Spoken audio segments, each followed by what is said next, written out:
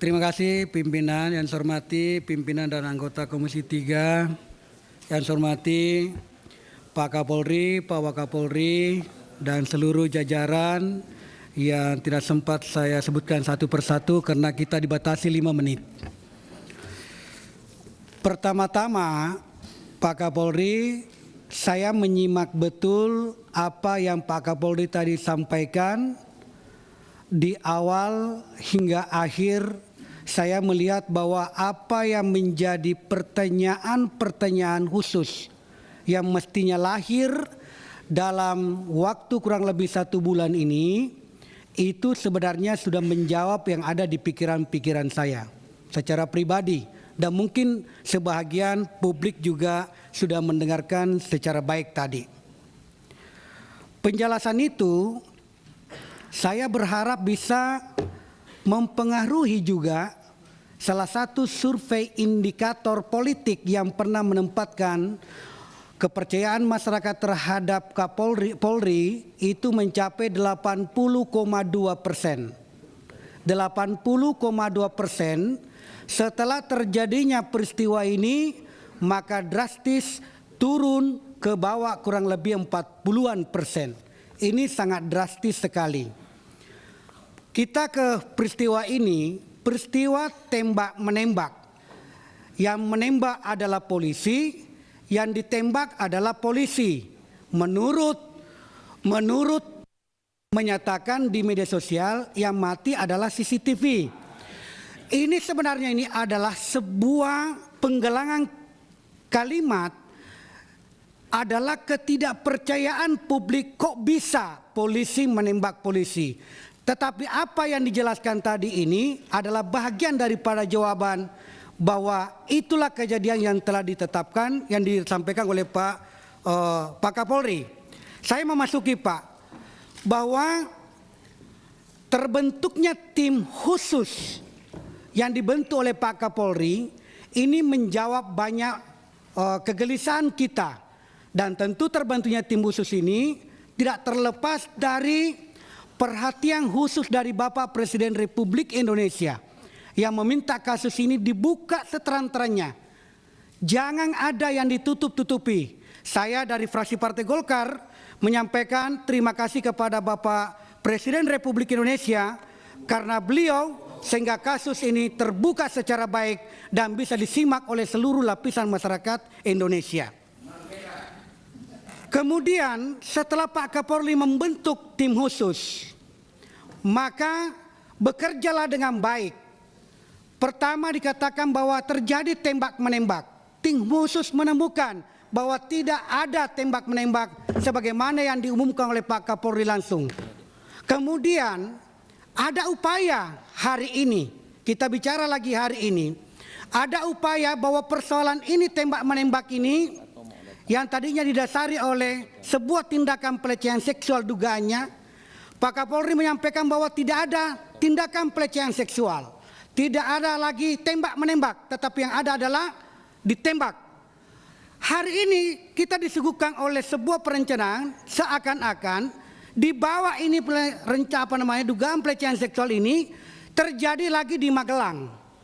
Ya, ini berarti dibawa ke sana. Ada satu anekdot atau sebuah kalimat menyatakan yang bijak begini. Satu kali orang berbohong, maka hari esok ketika dia berkata benar, maka kita bisa menganggap jangan sampai dia berbohong lagi. Olehnya itu kemarin Kompolnas, LPSK, kemudian Komnas HAM disuguhkan oleh berita awal menyatakan tembak-menembak. Semua kena prank. Jangan sampai yang kedua tadi ini digiring tembak-menembak dari Duren 3 ke Magelang, ada pelecehan seksual lagi di Magelang, jangan sampai ini lagi menjadi prank yang kedua, jilid 2-nya. Olehnya itu ada sesuatu yang membuat saya berpikir sebagai dasarnya orang hukum, adalah penetapan tersangka oleh Ibu Putri, di mana penempatan di situ ada pasal 340. Kalau pasal 40, kalau kita melakukan pendekatan delik pidana Dalam pendekatan delik pidana kalau kita mengacu kepada pelajaran di sekolah atau di kampus, memang dikenal ada dua. Delik komision atau dikatakan komisionis atau delik omisionis atau omisin. Nah, apakah dia masuk pada delik yang kedua tadi itu?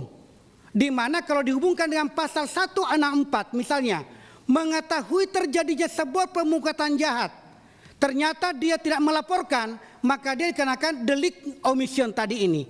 Apakah itu sehingga masuk dalam kategori 340? Sebagai 340. Olehnya itu, saya menganggap bahwa mengungkap kasus ini adalah bahagian dari mengembalikan citra kepolisian menjadi baik. Terbukti, ketika Bapak sudah menetapkan semua tersangka termasuk Bapak Ferdi Sambo menjadi tersangka, secara tiba-tiba meningkat kepercayaan publik kembali kepada institusi kepolisian. Olehnya itu, saya berterima kasih kepada semua tim khusus yang bekerja, karena Bapak bekerja siang malam sehingga terdongkrak kembali kepercayaan publik kepada institusi kepolisian. Terakhir, saya sangat percaya bahwa institusi ini sangat kita cintai. Teman-teman di sini sepakat kita harus menjaga institusi ini menjadi bahagian daripada perjuangan bersama supaya meningkat kepercayaan publik. Olehnya itu, saya berharap penerapan semua yang terlibat, kalau memang dia anggota masih memang dilayak dijatuhi sebuah pidana, bukan hanya kode etik kepolisian, maka lakukan, Pak. Ini waktunya untuk membuat sebuah kesempatan membuat sebuah kesan yang baik. Karena Bapak masih menjabat, insya Allah masih panjang, maka kesempatan ini membuat institusi kepolisian ini menempati pada posisi yang sangat dipercaya oleh masyarakat. Itulah dikatakan legacy. Legacy ini kita butuhkan, Pak, bahwa hari ini waktunya kepolisian untuk bersih-bersih, membersihkan semua yang tadi dikatakan oleh pimpinan, ada diagram-diagram, ada ini. Saya tidak percaya bahwa itu ada. Ini adalah bahagian mungkin untuk memecah belah institusi kepolisian. Saya yakin itu, Pak. Karena saya yakin kalau orang mengatakan bahwa ini jangan-jangan dari dalam, saya mengatakan ini dari luar untuk memecah di dalam. Saya masih melihat bahwa persatuan di kepolisian masih utuh. Rakyat menunggu jari-jarinya Pak Kepolisian. Insya Allah kepolisian hadir di tengah masyarakat sebaik dan terkendali. Sekian, terima kasih. Assalamualaikum warahmatullahi wabarakatuh.